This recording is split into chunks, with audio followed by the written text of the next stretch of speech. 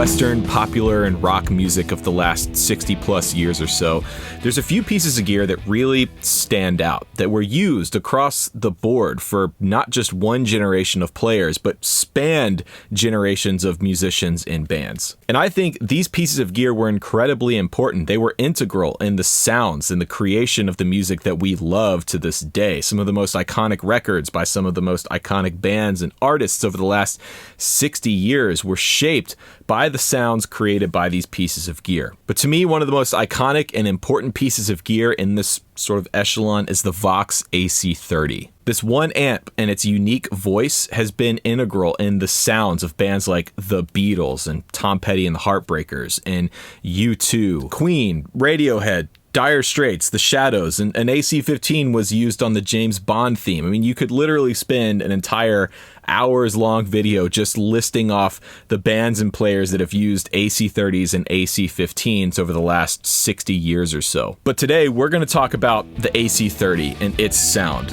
What is the Vox Sound?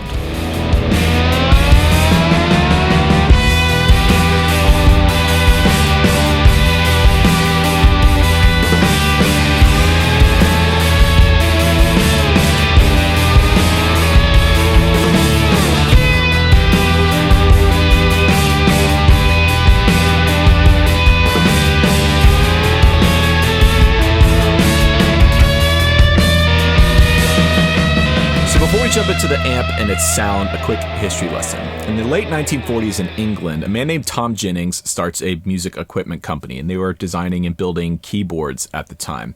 And they did that up until the mid-1950s. And in 1956, a man named Dick Denny went to Tom Jennings and presented him his design for a 15-watt electric guitar amp. And now in the mid-1950s in England, things like skiffle and early rock and roll were starting to catch on, and Jennings saw an opportunity to move into that market. So he decided to take on the amp design and manufacture and renamed the company JMI, Jennings Musical Industries, and took on Dick Denny as a designer. And they released the first amp, the Vox AC115, which was later renamed to the AC15. Now, the AC15 is still around today, and it is almost as equally iconic as the AC30. In fact, one of the first well-known uses of an AC15 was on the James Bond theme, which is pretty cool. But by 1959, bands around London were looking for more power. They wanted more stage volume, and Vox needed to compete with Fender, who had the Twin out at the time. So Dick Denny decided to essentially double the volume and output of the AC15. They added another speaker into the cabinet, and thus the AC30 was born. Now, the AC30 caught on really quickly around England, so much so that most of the major bands around London at the time adopted AC30s and were using them live and in the studio. And around 1962, this became really apparent when the Beatles put out their first hit single featuring the AC30 guitar amplifier.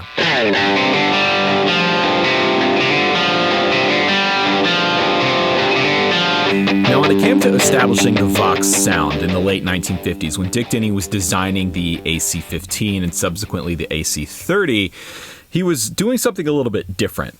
See, in the 1950s, distortion or breakup was seen as a fault. Guitar amp designers at the time, like Leo Fender, were constantly trying to avoid this. They wanted high headroom, clean amplifiers. And Denny at the time was designing an amp based around the EL84 power tube, which are lower headroom tubes, which means they distort sooner than something like a 6L6, for example. Now, guitar amp designers at the time were using things like negative feedback loops, which is a circuit that feeds some of the guitar amp signal back into the power amp to essentially reduce the amount of distortion. But Denny decided that he actually didn't like the effect the negative feedback loop had on the overall tone of the amp, so he got rid of it. And thus, the unique voice of the AC15 was born. There's an interesting anecdote that I read about Denny, which was apparently he was quite hard of hearing, so much so that Vox employees at the time would have to yell in order for him to hear what they were saying, which makes me think that he probably had a much different sound in mind and was hearing a much different sound from the amplifier than was actually being produced by the guitar amp. I think for him to actually get the amp as clear and crisp as he wanted it to be, he actually had to voice it much brighter than normal, which may be why Voxes are known for being so chimey and jangly and sparkly. Now, whether Tom Jennings and Dick Denny realized it at the time, they were designing what would become a staple in the guitar world. The AC15 and the AC30 truly are legendary sounds, and they are a unique voice against all the other guitar amp designs out there. Now, there's a few key factors in this formula that make the AC sound.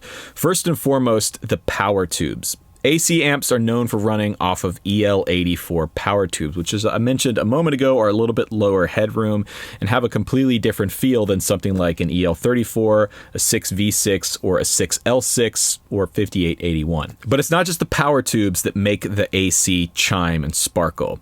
It's the power tubes combined with the preamp tubes, specifically the EF86 preamp tube that is so important to an AC15 or an AC30's overall sound. The other key part is the speaker. In my opinion, the Vox Sound is a pair of Celestion Alnico Blue speakers. Now, a lot of AC30s come equipped with greenbacks, which are great speakers, but to me, when I think about the players that I love, the AC30 tones that I relate to, it's all around the Alnico Blue. Now, this recipe became such an important part of the British rock scene from the 60s and 70s through the early 80s. It really is a staple in the guitar world. In fact, bands like Queen wouldn't have their sound without the AC30. Brian May's tone, the red special into a wall of AC30s, is such an integral part of that band's sound that you really can't talk about Brian May or Queen without the AC30.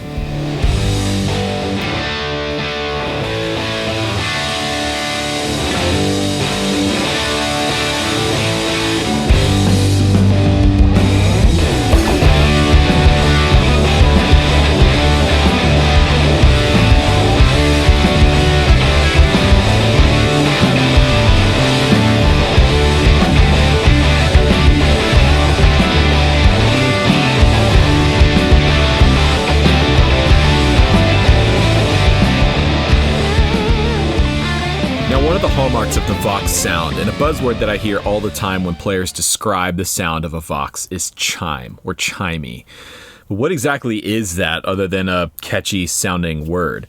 I think chime is brilliance or presence. I would describe a good AC30 as sounding bright and airy, in no way harsh or shrill or brittle. I think this is actually a good example of chime.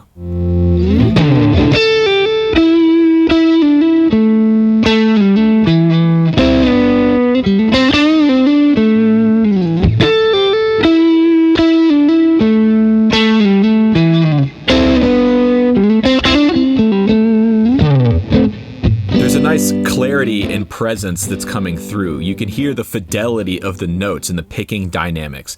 There's also a nice mid-range presence that's happening when the amp starts to break up, and that's why I think Voxes work so well in mixes, both live and in the studio. In fact, the AC30 is a desert island amp for me. I've been playing AC30s and AC style amps for years. I'm really familiar with the circuits. I'm really familiar with how they work and how they break up. To me, this is one amp to do everything. I could essentially do everything I needed to do as a guitar player with just an AC30 and a few pedals.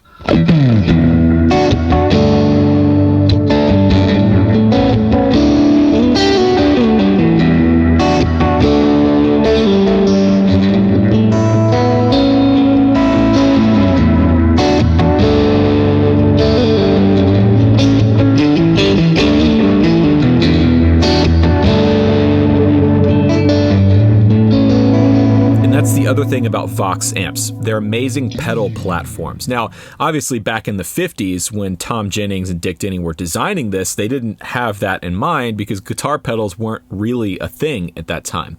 But this is something that the Edge certainly caught on to.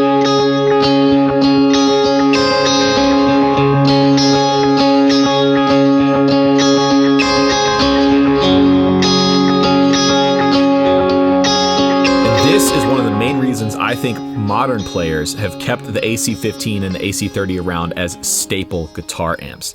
The fact that they take pedals so well, they have an amazing clean tone, an edge of breakup tone, and they break up really well on their own makes the AC30 one of the most versatile amps and useful amps that you can have today as a guitar player, Which brings me to this AC30. Now, this isn't mine. It's Rick Beato's. I'm borrowing it for this video. But this is my favorite AC30 I've ever played. It's not vintage. It's not from the 60s. It's from the early 90s. And that brings up an important point about Vox's history. In 1992, they were actually sold to Korg, and Korg still owns them to this day. Now, most of the AC30s that you're going to find new are manufactured in China, and the production processes and the circuitry and everything have changed quite a bit from the early days of Vox. But these are the ones to have. This is probably a 92, 93, I'm not sure of the exact year, but these were actually made in Britain, and they were built by Marshall for Vox.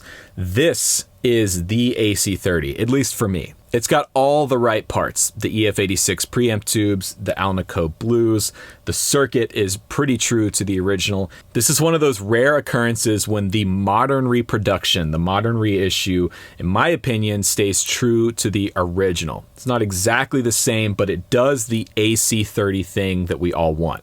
Now, these British-made Korg-era AC30s and AC15s are still out there. You can still find them, although they are a little bit more expensive now that people are catching on that these are the good ones.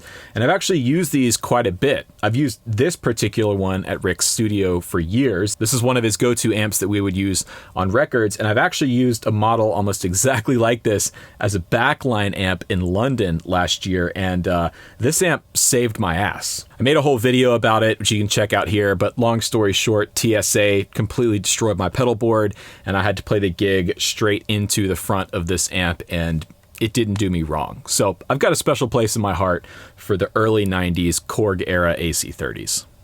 So what about getting the Vox sound at home? Well, if you have an AC30 or an AC15, you're already there. But because this is such a popular amp and it's such a staple in the guitar world, there's no shortage of alternatives out there for that chimey Vox sound. There are plenty of other amp manufacturers over the years that have done their versions of Vox AC30s. Chief among them would probably be companies like Matchless and Bad Cat, which quite frankly deserve their own video in this series.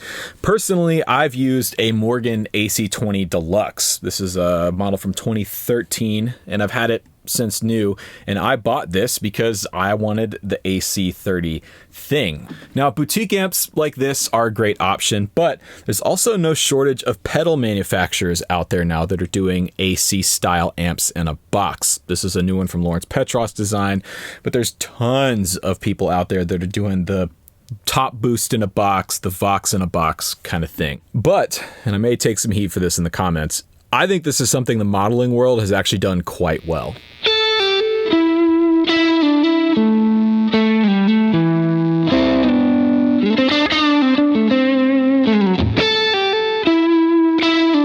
So this is my HX Stomp, and this is a preset that I created based around my favorite AC30 sounds.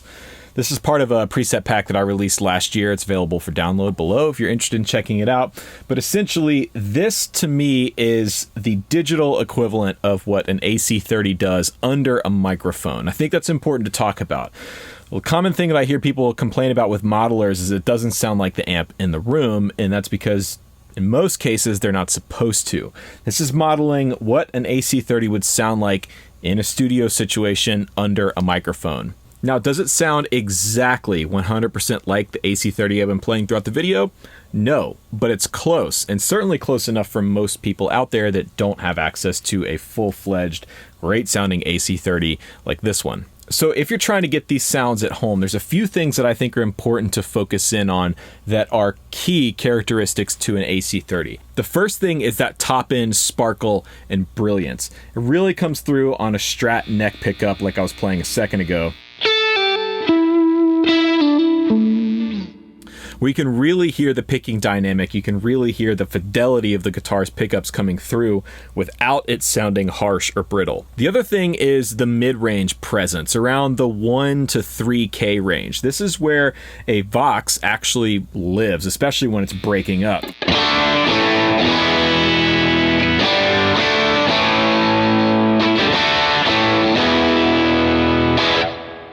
That That really mid-forward, almost nasally mid-range that was so key to the Edge's tone is really characteristic of a great Vox sound. It's something you should focus on if you're trying to dial in a modeler sound at home. The main thing to watch out for with a good AC30 sound is the top end. And this is why I'm not a huge fan of the modern Chinese-made AC30s.